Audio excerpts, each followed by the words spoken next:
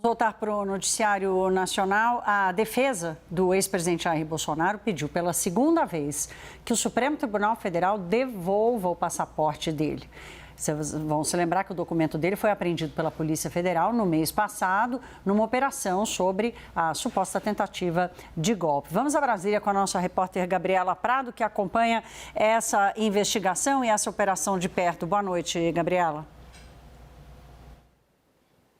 Oi, Thaís. Boa noite a você e a todos que nos acompanham. É a segunda vez, então, que a defesa de Jair Bolsonaro vai ao Supremo Tribunal Federal com esse pedido para que Alexandre de Moraes, relator do inquérito, retire essa medida cautelar que apreendeu o passaporte do ex-presidente. A justificativa dessa vez é que Bolsonaro teria recebido um convite do primeiro-ministro de Israel, Benjamin Netanyahu, para ir ao país. A defesa, inclusive, anexou esse pedido assinado pelo primeiro-ministro nessa petição no Supremo Tribunal Federal. Essa viagem seria entre 12 até 18 de maio. Agora depende, então, de uma decisão de Alexandre de Moraes para saber se a defesa vai ter de volta esse passaporte para Jair Bolsonaro ou não. A primeira vez que os advogados de Bolsonaro pediram essa mesma medida, devolução do passaporte, foi já logo depois da Operação Tempo da Verdade, que foi desencadeada no dia 8 de fevereiro para investigar essa tentativa de golpe.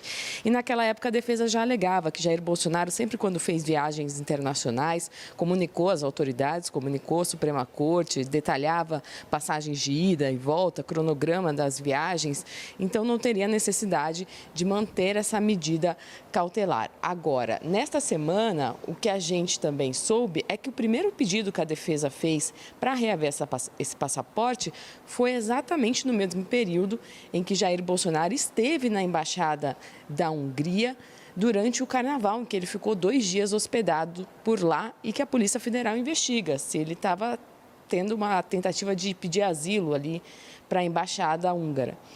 Então, é um momento delicado para a defesa de Jair Bolsonaro, é um segundo pedido, mas diante da revelação dessas imagens, a gente tem então essa perspectiva agora de que os advogados, ao fazer esse primeiro pedido, já estavam ali no mesmo período em que Bolsonaro se encontrava dentro da embaixada. Agora, com relação à questão da permanência de Bolsonaro na embaixada da Hungria, eu falei que a Polícia Federal está investigando e o ministro Alexandre de Moraes também pediu explicações para a defesa de Jair Bolsonaro, que já respondeu. A alegação do ex-presidente é que ele tem amigos e conversa com a direita internacional, por isso foi a convite ali na Embaixada húngara. E o Alexandre de Moraes enviou para a Procuradoria-Geral da República essa manifestação da defesa para que a PGR dê um parecer. A PGR vai ter um prazo de 5 dias para isso. E qual que é a avaliação que é feita neste momento? Que uma manifestação da PGR poderia dar mais respaldo para uma decisão de Alexandre de Moraes. Uma decisão que pode ser muito sensível se aumentar a restrição do ex-presidente Jair Bolsonaro com algum tipo de medida cautelar.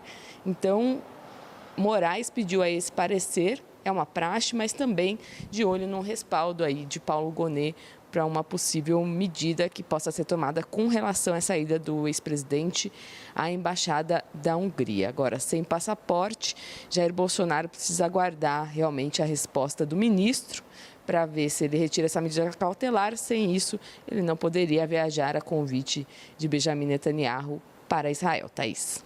Obrigada, Gabriela Prado, falando de Brasília.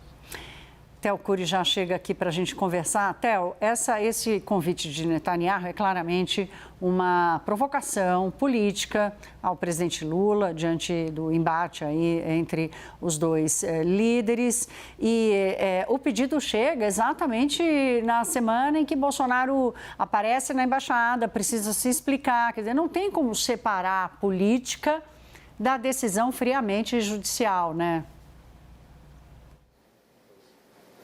Exatamente. E Thaís, o que me parece com esse pedido da defesa do ex-presidente, que é uma tentativa de sentir o terreno enquanto ainda não há uma conclusão por parte da Polícia Federal com relação à permanência do ex-presidente nesses 2 dias em que ele ficou na Embaixada da Hungria. Sentir terreno porque ainda não há uma decisão do ministro Alexandre de Moraes com relação a medidas cautelares mais rígidas do que as atuais ou uma possibilidade de prisão preventiva. tentativa e não há conclusão ainda da Polícia Federal com relação a isso. A Polícia Federal investiga essa permanência do ex-presidente e, no âmbito dessa investigação que trata da trama golpista, vai apresentar um relatório com relação à conclusão a que chegou sobre essa permanência de 2 dias na Embaixada da Hungria. Enquanto ainda não há uma decisão, uma conclusão da Polícia Federal, enquanto não há uma decisão do ministro Alexandre de Moraes, nem um parecer da Procuradoria-Geral da República, a defesa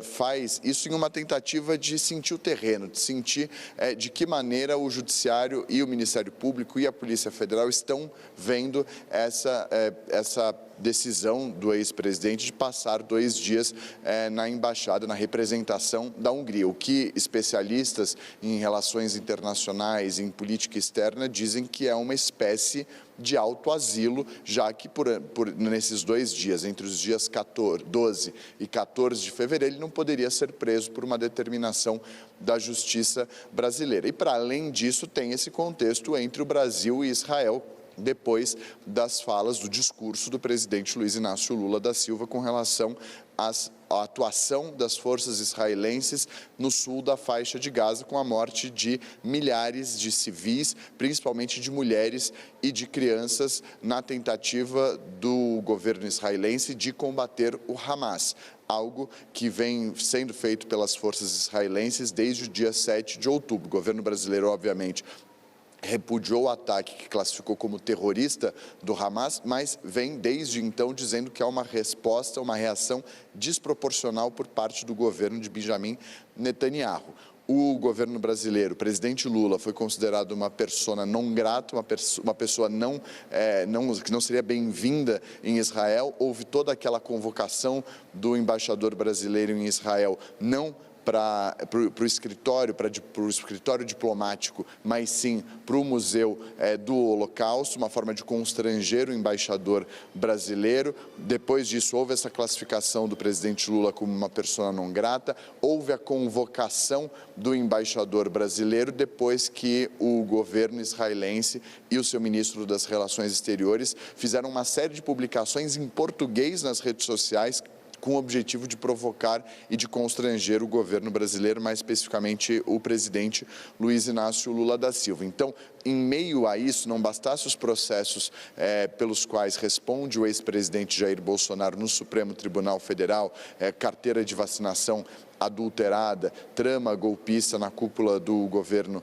federal, 8 de janeiro, para além disso, há essa questão da relação entre o governo do presidente Lula e o governo israelense, que teve uma proximidade muito maior durante a gestão de Jair Bolsonaro. Então, esse é o molho político e jurídico para essa situação, e a defesa do ex-presidente vem batendo nessa tecla de que nunca deixa o país sem antes avisar o Supremo Tribunal Federal. De fato, isso acontece. Agora, basta saber qual que vai ser a resposta do ministro Alexandre de Moraes, mas lembrando que são 3 frentes: uma resposta a esse pedido da defesa, o posicionamento da Procuradoria-Geral da República e a qual conclusão vai chegar a Polícia Federal sobre essa permanência na Embaixada da Hungria entre os dias 12 e 14 de fevereiro, Thaís. O contexto, eu repito, né, Theo, é absolutamente político e muito difícil tirá-lo da análise dos fatos. Obrigada, meu caro. Até já.